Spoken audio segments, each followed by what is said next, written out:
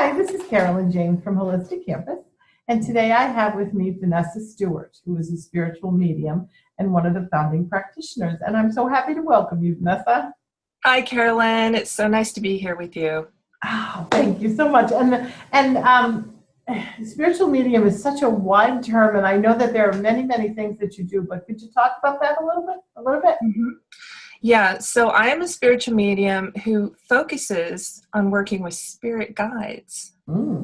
That is my passion. That is sort of my forte, and that is what I've been led to do. I also work with deceased spirit too, but that's not my predominant modality right now. Right now, it's more I'm focusing on spirit guides. And what I'm like to do is connect people with their guides. That is what I'm most passionate about. And I feel that this can benefit anybody. I know that it has been a gift in my life. And so I want to share that gift with others to help them connect with their guides. What a wonderful thing for someone to find out. I mean, we all have them. And many just don't know how to connect, who they are, what they're doing. This is beautiful, Vanessa. Yes, it is a beautiful thing. And unfortunately, it's not commonly talked about in our society. And this is really a part of who we are. This is our brothers and sisters, our family on the other side who care about us and are here with us on our journey here to support us and to love us. And so it's just a matter of reconnecting, because when we're children, you know, they say you have imaginary friends. Well, guess what? They weren't so imaginary after all. I love that. I love the thought of that. So it's just a matter of reconnecting to that and reconnecting to who you really are. And everyone has them, obviously. Does everyone have different numbers? What's the structure of it? Or is it all completely different?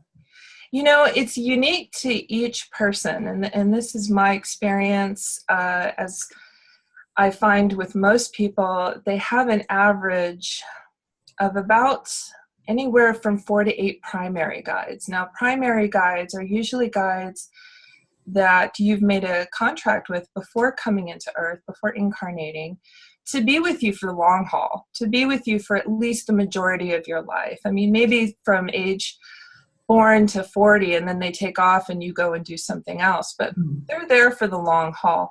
Then we also have what are called teacher guides, and these guides come in and out of your life for different reasons to help you with different projects, different interests. Say that you want to learn music, you're going to get music teacher guides in there. You're starting a business, you might get entrepreneur guides in there to help you, and they kind of come in and go. They may stay for a few years. They may only just come in for that particular moment, like with musicians who are writing songs. They may say, oh, could I please have this person come in? I'd really love to work with this person. And they'll find somebody helping them, writing the music down, writing the lyrics. Oh, that's beautiful. It is, isn't it? It's pretty cool. Yeah, that's pretty cool. I would like a little Mozart here, please. So how did this all happen for you? Oh, wow. When I was a little girl, I always felt as if somebody was with me. Now, I was a very imaginative little girl too, but I do remember always feeling as if somebody was watching over me. And I first learned about the concept of what some people call guardian angels, which I call spirit guides. It's really the same thing. Through books and movies. It's a Wonderful Life was one of them. Guardian angels. Did I ever tell you my spirit guide's name is Clarence? Was it? Is it Clarence? All of them, the group was Clarence from it. Yes, okay, I remember that now. I remember that. So for me, it was always sort of in the back of my mind. But of course, everybody told me, oh, that's great and all, but that's just your imagination. As I grew older, I got more interested in spirituality, especially in the concept of spirit guides. I always ask those questions. Who are we? What are we? Why are we here? What is life?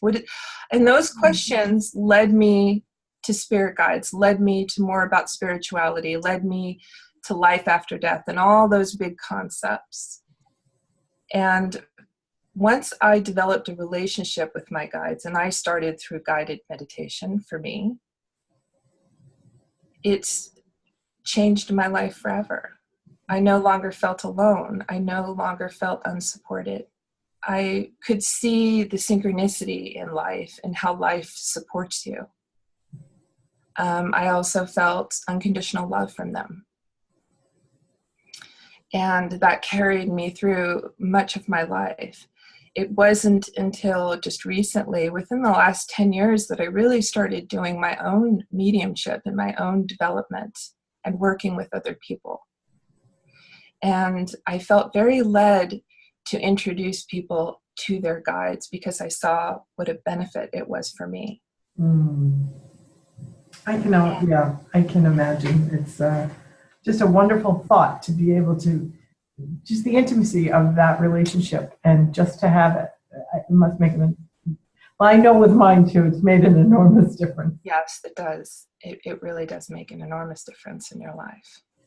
And that is why I started doing spirit guide readings, because I saw the difference that it made for people. And I saw the change in people after they found out that they have this support system, this guidance system that's already there. And it also opens up your mind to new ways of thought. It helps you begin to heal a lot of your inner conflicts, your relationships.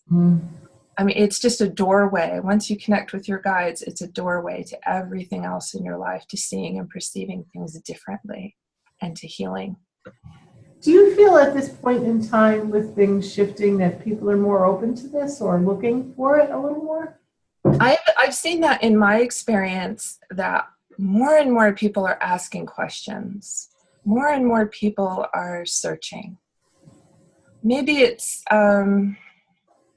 the internet, maybe it's social media, maybe it's because there's so many people on social media now, and there's a certain sense of anonymity for people not to be afraid to ask those questions. Like, for example, in Facebook groups, you can just ask those questions. And we don't often ask those questions to our friends and our family. Those are the kind of discussions we often have, unless you're fortunate enough to have a very open family. So in my experience, I find a lot more people are asking those questions and asking, who are my spirit guides? Are spirit guides real? How can I connect with them? What does this mean? If I have spirit guides, what does that mean about who I am? Do I have a soul? It leads you to all those other questions. Right. So yes, definitely I see an openness there that's just blossoming and growing. Oh. And when people come to you, how do they find you? How are they attracted to you, and what is it they usually want to do? Well, people usually find me either through my online presence, my Facebook biz page, or on my website. But more often than not, people connect with me through word of mouth. So it's usually I'll have a client and we'll go through a reading together, and then they will tell their friends, and then their friends, and then their friends. So it's kind of like it creates a little circle. Most people come to me just wanting to connect with their guides. They see that I do this type of work and they want to know more. There's something else that I do also with spirit guides is, and this is relatively new for me, is I work with connecting people to their twin flames in spirit. Now, twin flames is a concept of your soul having its other half. And it's your other match, your soulful match. You both vibrate at the same frequency. And some people are connecting with their twin flames in a way that's spiritual. Now, this is to taking it a step apart from, let's say there's two people that are physically incarnated. This is where one person is incarnated and they start receiving messages from their twin flame in spirit through telepathy, through hearing songs, through feeling sensations, and they just feel this love. And oftentimes people will think that this is their spirit guide. And in essence, your twin flame and spirit is a part of your spirit team. Sometimes they can even be your main primary guide, but that's not often the case. It's actually more rare than you think. So this sort of happened with me as far as happening in my personal life, but also I find that more and more of my clients who are coming to meet their spirit guides, I'll find like, oh, you know what? One of those is actually your twin flame. Yay! So that's something I do as well, is connect people to their twin flames in spirit and help them get over some of the doubts that they're feeling about that. Wonderful. Well, I know you and I are going to do a little work in a few minutes, and I very much look forward to that. Is there anything else you wanted to share? No, I think we've covered it. All right, good. So I will see you in another minute. Okay, great. Thanks, Carolyn. Okay, bye-bye.